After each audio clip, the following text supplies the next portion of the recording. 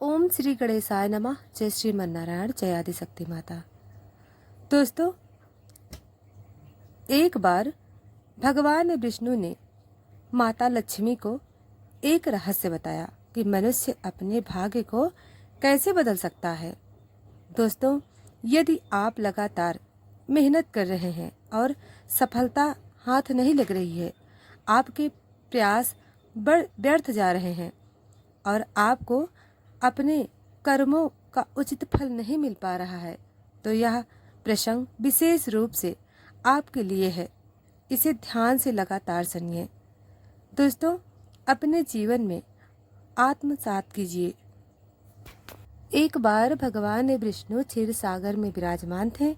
उसी समय माता लक्ष्मी ने एक प्रश्न किया, प्रभु, मेरे मन में एक जिज्ञासा है, कृपा करके मेरी जिज्ञासा का समाधान कीजिए।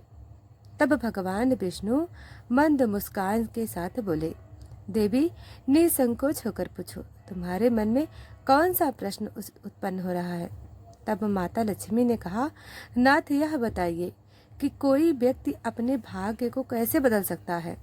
यदि उसके जीवन में दुख ही दुख हो, मेहनत का कोई परिणाम न मिले और भाग्य उसकी सहायता न करे, तो ऐसे समय में वह क्या करे जिससे उसका भाग्य उसका साथ देने लगे। तब भगवान विष्णु ने बड़ी गंभीरता से कहा, देवी, यह प्रश्न अत्यंत महत्वपूर्ण है। इसका उत्तर संपूर्ण मानव जाति के लिए कल्याणकारी सिद्ध हो सकता है।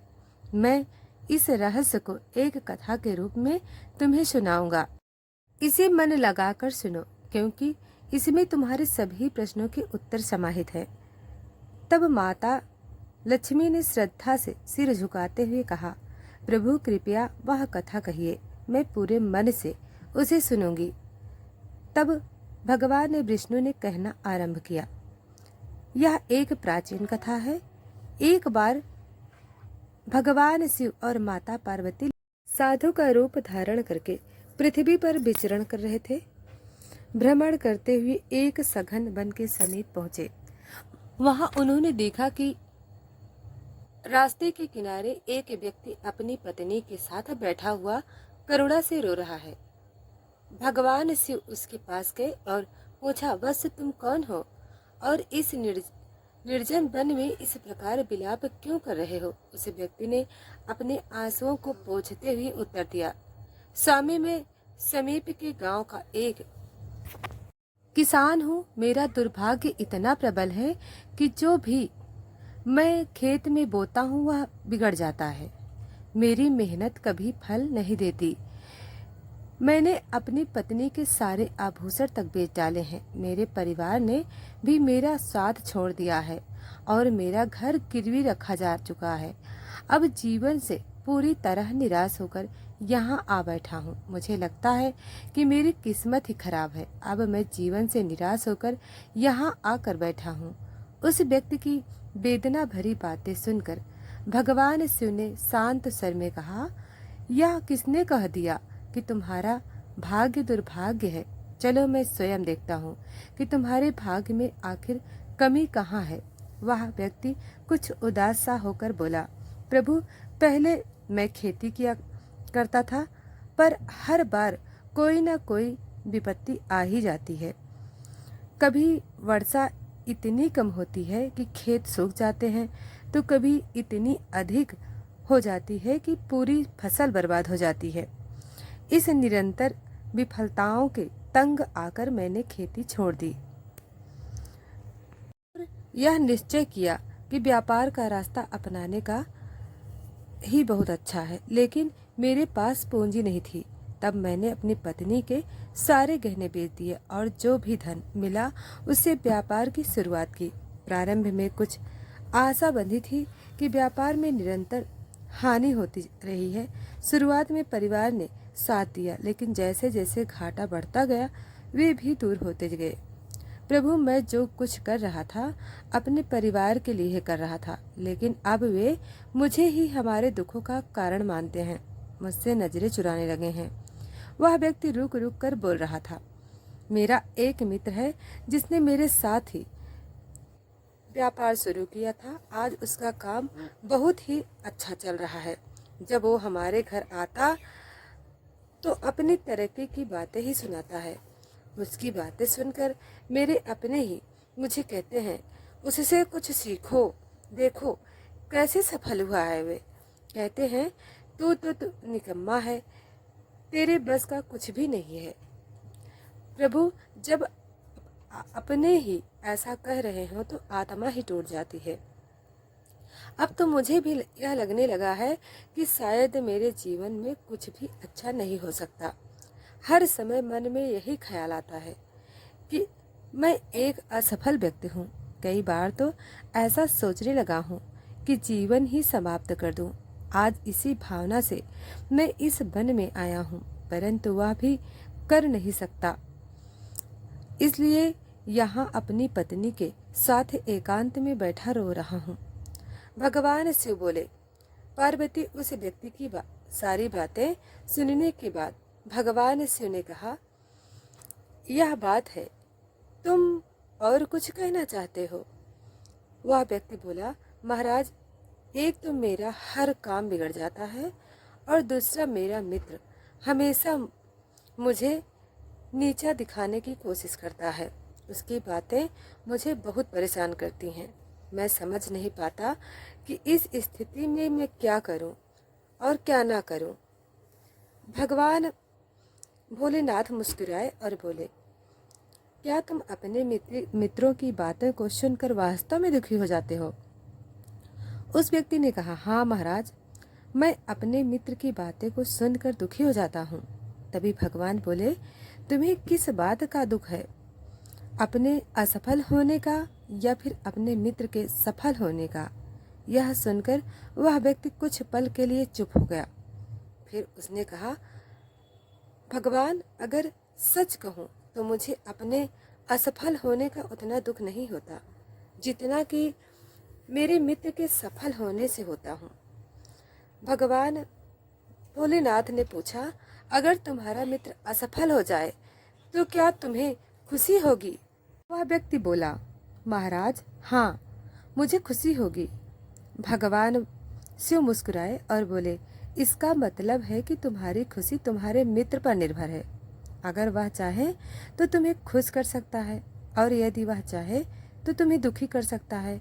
तुम ना तो खुद को खुश कर सकते हो और ना ही दुखी।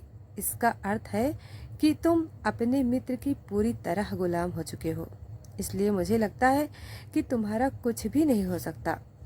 भगवान विष्णु बोले, देवी, भगवान शिव ने जब थोड़ा नाराजगी भरा स्वर दिखाया और वहां से आगे बढ़ने का प्रयास किया तो वह व्यक्ति घबराकर उसके सामने हाथ जोड़कर खड़ा हो गया और उसने कहा, भगवान, कृपा करके मुझे छोड़कर मत जाइए।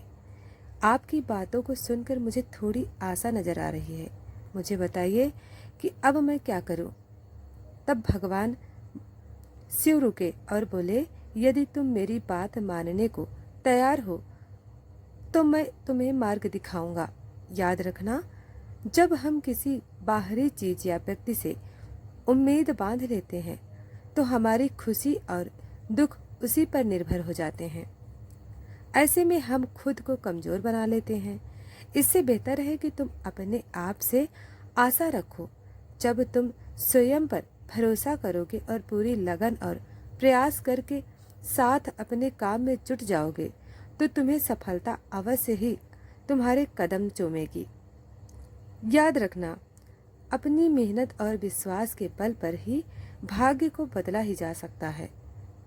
तब भगवान शिव ने अपनी बात को आगे बढ़ाते हुए उस व्यक्ति से कहा, तुम्हें लगता है कि तुम्हारा मित्र तुम्हें दुखी करने आता है, लेकिन अगर तुम उसकी बातों पर विचार करो तो देखोगे कि वह गलत नहीं कहता। हो सकता है कि तुम्हें उसकी बातों की बात बुरी लगती हो, लेकिन सच्चाई यह है कि वह अपने संघर्ष और अनुभव की बातें तुम्हारे साथ साझा करता है। तुम्हें उसकी बातों से जलन होती है, इसलिए तुमने कभी उन बातों से कुछ भी सीखने की कोशिश नहीं की। लेकिन तुम्हें उससे जलन नहीं बल्कि आभार व्यक्त करना चाहिए। वो तुम्हें अपनी सफलता की कहानियाँ सुनाकर अनुभव सिखाने की कोशिश कर रहा होता है। तुम्हें उसकी बातों को ध्यान से सुनकर अपने जीवन पर लागू करना चाहिए। तुम उसकी सफलता की कहानियों से प्रेरणा लो और अपनी मेहनत जारी करो। एक दिन तुम्हें भी सफलता अवश्य मिलेगी। आज जिसे तुम अपनी बुरी किस्मत या बुरा समय कह रहे हो, वह बदल जाएगा और जब तुम्हारा अच्छा समय आएगा, तुम्हारे विचार भी बदल जाएंगे। लेकिन देखना, जब तुम्हारा अच्छा वक्त शुरू होगा, तब तुम्हारा मित्र, वही मित्र जो आज अपनी सफलताओं की बातें करता है, तुम्हारे पास आकर अपनी असफलताओं की कहानियां सुनाएगा। वो यह करेगा ताकि तुम्हें भ्रमित कर सके, तुम्हारा आत्मविश्वास डगमगा जाए और तुम गलत निर्णय ले सको। इसलिए उस समय भी तुम्हें अपनी बुद्धि विवेक का प्रयोग करना चाहिए। जैसे आज तुम्हें उसकी सफलता से जलन होती है, उसी तरह कल उसे तुम्हारी सफलता से जलन होगी। उसे तुम्हें दुखी देखकर उतनी ही खुशी होगी जितने तुम्हें आज उसे दुखी देखकर होती है। इसलिए अपने विचारों को बदलो और अपनी ऊर्जा को सही दिशा में लगाओ। सफलता मेहनत और दृढ़ता से ही मिलती है। भगवान विष्णु ने माता लक्ष्मी से कहा। भगवान विष्णु ने उस व्यक्ति को यह समझाया कि अपनी तुलना दूसरे से करना छोड़ो और अपने जीवन की दिशा को अपने प्रयासों से संवारो। यही आत्मनिर्भरता और सफलता का मार्ग है। भगवान विष्णु बोले, माता लक्ष्मी की यह बात सुनकर वह व्यक्ति बोला, महाराज आपने बिल्कुल सही कहा, लेकिन मेरा सबसे बड़ा दुख यह है कि मेरे परिवार के लोग भी मेरी बातों को नहीं समझते। मैं तो अपने परिवार के लिए अच्छा करना चाहता हूँ, लेकिन वे हमेशा मुझे गलत ठहराते हैं। अब तो हालात ऐसे हो गए हैं कि उन्होंने मेरा साथ तक छोड़ दिया है। भगवान विष्णु ने माता लक्ष्मी से कहा।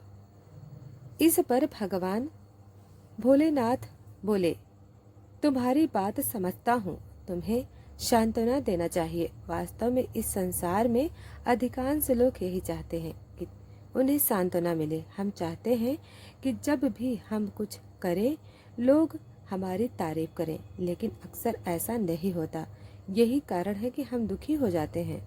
हमें लगता है कि हमारे दोस्त मित्र, हमारे परिवार वाले मतलबी हैं, लेकिन जरा सोचो, अगर तुम अपने परिवार को परिवार मानते हो और उनके लिए कुछ करना चाहते हो, तो यह क्यों महसूस होता है कि तुम दूसरों के लिए कर रहे हो?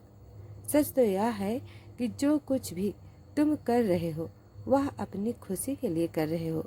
परिवार के लिए कुछ करना वास्तव में अपने लिए करना ही होता है। अगर ऐसा करते समय तुम्हें लगता है कि तुम दूसरों के लिए कर रहे हो, तो तुम हमेशा दुखी रहोगे। लेकिन यदि तुम मानोगे कि यह सब तुम अपने लिए कर रहे हो, अपने संतोष, अपनी खुशी के लिए, तो तुम्हें किसी से सांत्वना या प्रशंसा की आवश्यकता ही नहीं होगी। जब हम खुद के लिए कुछ अच्छा करते हैं या करना चाहते हैं, तो दूसरों की प्रतिक्रिया हमारे आत्मविश्वास को प्रभावित नहीं कर पाती। यही आत्मविश्वास का मार्ग है। भगवान विष्णु कहते हैं, हे देवी लक्ष्मी। बातों को सुनकर उस व्यक्ति के चेहरे का भाव बदल गए। वह बोला, महाराज आप बिल्कुल सही कह रहे हो। अब मैं समझ गया हूँ कि मेरी खराब किस्मत इसलिए थी क्योंकि मैंने उसे दूसरों के हाथों में छोड़ दिया था। लेकिन अब मैं अपनी किस्मत को अपने हाथों में रखूँगा।